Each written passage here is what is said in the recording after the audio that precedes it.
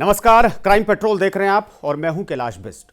देश और दुनिया में पैरानॉर्मल जो एक्टिविटीज होती हैं उस पर कई शोध हुए, कई मंथन हुए और कई ऐसे लोग इस दुनिया में हैं जिन्होंने इस बारे में शोध किए, अपने जीवन को समर्पित कर दिया और लोगों के सामने वो नई चीजें लेकर आए।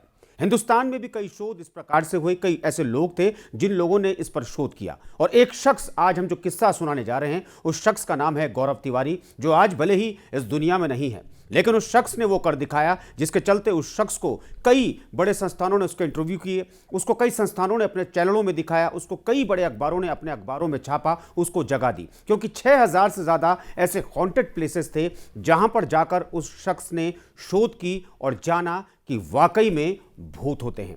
हम बात कर रहे हैं गौरव तिवारी की, जिनकी मृत्यु 7 जुलाई 2016 को हो चुकी थी, लेकिन उनकी मृत्यु आज भी खुद एक रहस्य बनी हुई है।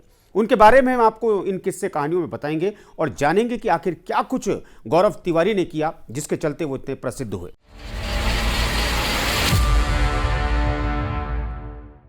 गौरव तिवारी की खुद एक कंपनी थी जिसका नाम था इंडियन पैरानॉर्मल सोसाइटी और गौरव ने इस सोसाइटी की स्थापना 2009 में की थी। पैरानॉर्मल ताकतों के अध्ययन, खोज, शोध और उन्होंने अपनी पूरी जिंदगी इस पर लगा दी थी। 7 जुलाई 2016 को द्वारिका, दिल्ली में वो अपने फ्लैट में मृत पाए गए थे जब उनकी उम्र थी महज 32 साल। उनकी मौत की गुत्थी आज तक नहीं सुलझ पाई है कि आखिर किन कारणों से गौरव की मौत हुई।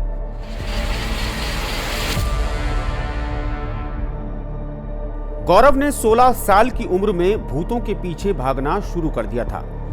हालांकि वो एक ट्रेंड पायलट थे और उनके पास MVP arrow academy Texas USA का सर्टिफिकेट था। इसके अलावा वो एक रेवरेंड थे। फ्लोरिडा के metaphysical church of humanistic science ने उन्हें रेवरेंड बनाया था। DNA की रिपोर्ट के मुताबिक अगर हम बात करें तो गौरव एक सर्टिफाइड काउंसलर और हिप्नोटिस्ट थे। 6000 भूतिया जगहों की जांच की थी गौरव तिवारी ने। बतौर पैरानॉर्मल एक्सपर्ट गौरव ने लगभग 6000 भूतिया जगहों, जिसमें UFO एक्टिविटी आदि की जांच की थी। एक घोस्ट हंटर के बावजूद गौरव मिथकों को दूर करने से पीछे नहीं हटते थे। मेंस वर्ल्ड को उन्होंने एक इंटरव्यू दिया था जिसमें उन्होंने खुद कहा था कि पैरानॉर्मल चीजों को लेकर काफी झूठी बातें फैलाई जाती हैं और उन्हें गलत साबित करना बहुत जरूरी है। हमारे सामने आने वाले 98% केस महज अफवाह होते हैं। बाकी के 2% ऐसे केस होते हैं जिन्हें सुनकर किसी के भी रोंगटे खड़े हो जाएं। गौरव ने इस इंटरव्यू में बताया कि उन्हें भानगढ़ में भी पैरानॉर्मल शक्तियां महसूस हुई। ऑस्ट्रेलिया के एराडेल ल्यूनेटिक एसाइलम में तो उन्होंने फुल बॉडी ऑपरेशन उनका नजर आया था जो वाकई में चौंकाने वाला था। भूत किसे कहते हैं? एक इंटरव्यू के दौरान गौरव ने कहा था कि भूत और कुछ दिवंगत शरीर की बची हुई कॉन्शियसनेस होती है। भूत किसी को शारीरिक चोट क्या पहुंचा सकते हैं? इस पर गौरव ने कहा था, भूत क्या क्या कर सकता है इस बात से ज्यादा ये विचार ज्यादा हानि पहुंचाता है। वो अनजाना डर। अगर बुरे काम करने वाला कोई बुरा आदमी अपनी कॉन्शियसनेस पीछे छोड़ दे तो उसके इरादे नेक नहीं होंगे।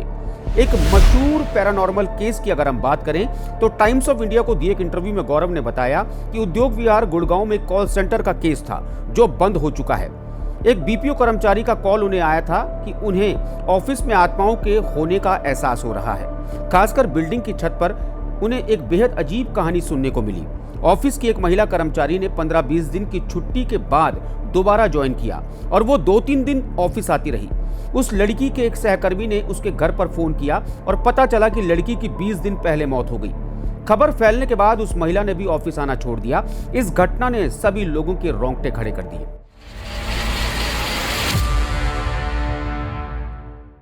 विज्ञान के जरिए भूतों को खोजने का दावा करते थे गौरव। गौरव का कहना था कि वो भारत की लोक कथाओं, कहानियों के बजाय विज्ञान के जरिए भूतों को खोजते हैं। एक इंटरव्यू में गौरव ने उनके और पैरानॉर्मल रिसर्च की शुरुआत के बारे में बताया। उन्होंने कहा कि वो उस समय डीलैंड, फ्लोरिडा, USA में रहकर कमर्शियल पायलट की ट्रेनिंग ले रहे थे। फ्लाइट स्कूल से मिले एक फ्लैट में और 5 अन्य लोग रहते थे। उस फ्लैट में कुछ महसूस होता था और उसी दिन से उन्हें ये यकीन हो गया। वो इन सब के बारे में ज्यादा जानकारी जुटाना चाहते थे। उन्होंने 2 लाइसेंस के साथ भारत वो लौटे, एक कमर्शियल फ्लाइंग का तो दूसरा सर्टिफाइड लीडिंग पैरानॉर्मल इन्वेस्टिगेटर का। दूसरे लाइसेंस के बारे में वो ज्यादा सीरियस थे। अब गौरव काम कैसे करते थे उसके बारे में भी आपको इस किस्से से हम आपको बताएंगे कि गौरव द्वारा स्थापित इंडियन पैरानॉर्मल सोसाइटी अब भी काम करती है। गौरव हमेशा विज्ञान का सहारा लेते थे।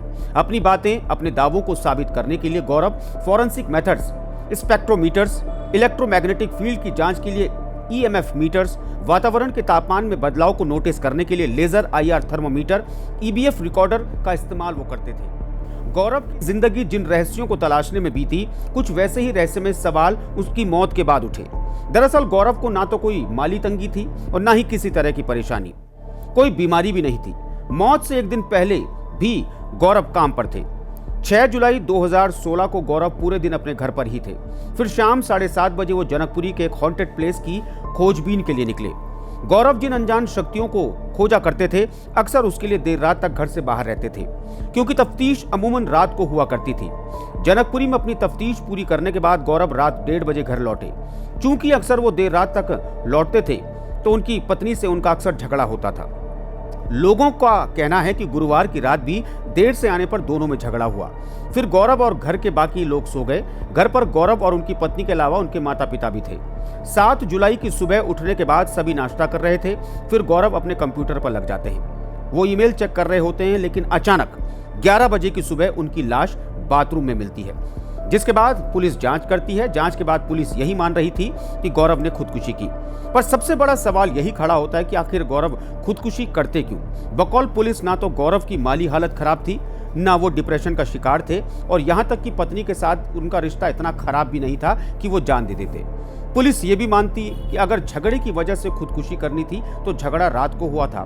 फिर खुदकुशी करने के लिए गौरव ने सुबह का इंतजार क्यों किया?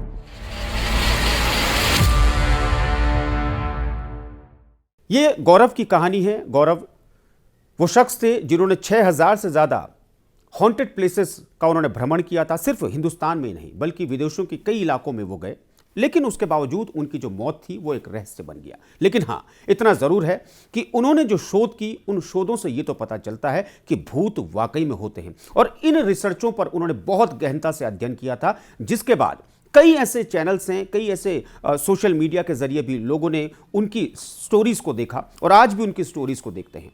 आज भले ही गौरव हमारे बीच नहीं है, लेकिन उनकी जो सोसाइटी है वो आज भी इस दिशा में काम कर रही है। और उनकी सोसाइटी का यही मानना और यही सोचना है कि जिन भूतों के बारे में गलत जानकारी फैलाई जाती है, उन गलत जानकारियों को ना फैलाते हुए सही जानकारी जनता तक लाई जाए, ताकि जनता भी समझ सके, लोग भी जान सके कि आखिर भूत होते क्या हैं, वो कौन सी शक्तियां हैं जो लोगों को कचोटती हैं, वो कौन सी शक्तियां हैं जो अदृश्य हैं लेकिन उसके बावजूद भी वो होती हैं। इन तमाम चीज़ों पर ये सोसाइटी आज भी मंथन कर रही है। हमें उम्मीद है कि आपको स्टोरी ज़रूर पसंद आई होगी। आपको अगर ये स्टोरी पसंद आई, आप लाइक कीजिए, कमेंट कीजिए, शेयर कीजिए। आज के लिए इतना ही। कल फिर हाजिर होंगे किसी नए किस्से के साथ। आप मुझे और मेरे सहयोगी अफजाल को दीजिए इजाज़त और आप देखते रहिए क्राइम पेट्रोल। नमस्कार।